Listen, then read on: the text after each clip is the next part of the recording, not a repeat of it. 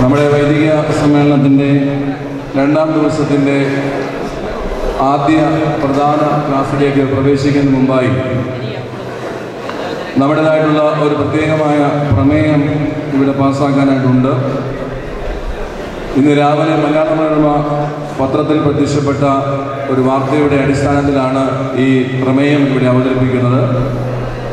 Afghanistan Ferran പ്രവിശ്യയിലെ സർജാൻ ജില്ലയിലെ Jesuit അഭയാർത്ഥി സേവന കേന്ദ്രം ഡയറക്ടറും തമിഴ്നാട് ശിവഗംഗ സ്വദേശിയും ഈശോ സഭാംഗമായ ഫാദർ അലക്സ് പ്രേംകുമാറിനെ അഫ്ഗാൻ താലിബാൻ ഭീകരർ തോക്കു ചൂണ്ടി തട്ടിക്കൊണ്ടുപോയി.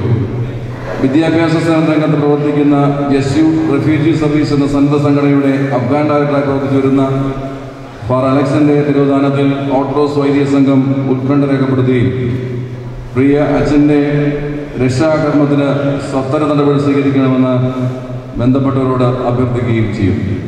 ഓർത്തഡോക്സ് വൈദിക സംഘത്തിന് വേണ്ടി ഫാദർ തോമസ് വർഗീസ് സഭയിൽ ജനറൽ സെക്രട്ടറി ഫാദർ റിജേഷ്